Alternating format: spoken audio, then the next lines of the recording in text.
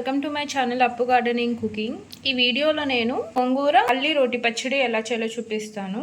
గోంగూర ఒక 2 కట్టలు తీసుకొని సో అదంతా బాగా వాష్ చేసేసుకున్నాము. నెక్స్ట్ ఇది 1 కప్పు పల్లీలు తీసుకోవాలి. అండ్ మీ స్పైస్ లెవెల్ బట్టి చిల్లీస్ తీసుకోండి. అండ్ ఒక 5 వెల్లుల్లి. పల్లీల్ని రోస్ట్ చేసుకోవాలి. సో ఇలా ఒక ప్యాన్ పెట్టుకొని ఇందులో మనం రోస్ట్ చేసుకుంటాము. ఆయిల్ ఏమీ అవసరం లేదు, నార్మల్ డ్రై రోస్ట్ చేసుకోవాలి. బాగా రోస్ట్ అయ్యే వరకు రోస్ట్ చేసుకోవాలి. పల్లీలు అనేది ఇలా కలర్ చేంజ్ అవ్వాలి. ఇప్పుడు ఇవి పక్కన తీసేసుకోండి.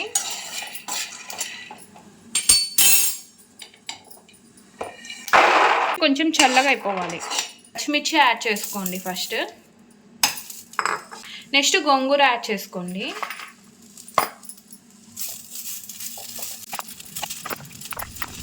గోంగూర యాడ్ చేశాక ఇప్పుడు ఒక గ్లాస్ వాటర్ యాడ్ చేసుకోండి, ఎందుకంటే ఇవన్నీ బాగా కుక్ అయిపోవాలి.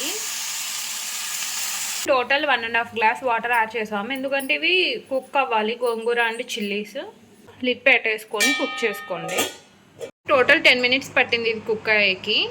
సో ఈ కన్సిస్టెన్సీ సరిపోతుంది. టోటల్ వాటర్ అనేది ఇమిరిపోకూడదు.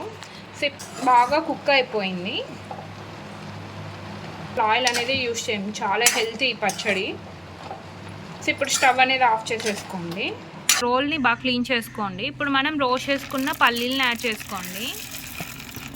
పైన ఉన్న పొట్టు తీసుకోండి, ఫుల్గా ఏం అవసరం లేదు. ఇట్లా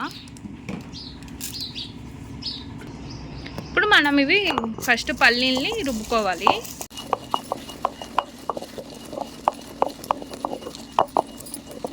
ఈ కన్సిస్టెన్సీ ఉండాలి పల్లీలు. పచ్చిమిర్చి యాడ్ చేసుకోండి. మనం బాయిల్ చేసుకున్నాం కదా పచ్చిమిర్చి, అది యాడ్ చేసుకోండి. ఇలా పచ్చిమిర్చి యాడ్ చేసుకోండి అన్నీ. 5 వెల్లుల్లి యాడ్ చేసుకోండి.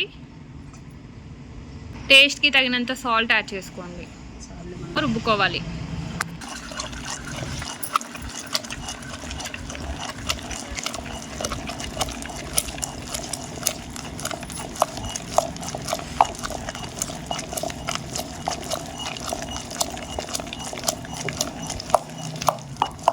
ఈ కన్సిస్టెన్సీ రావాలి.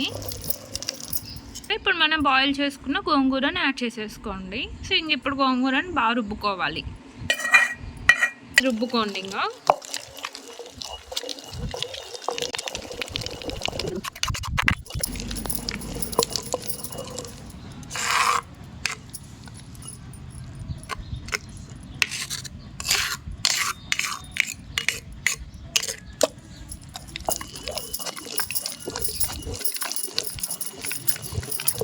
వచ్చాక చిన్నగా చాప్ చేసుకున్న ఆనియన్స్ యాడ్ చేసుకోండి. సో ఆనియన్స్ యాడ్ చేసాక ఎక్కువసేపు రుబ్బనవసరం లేదు, ఒక 2 మినిట్స్ రుబ్బండి చాలు.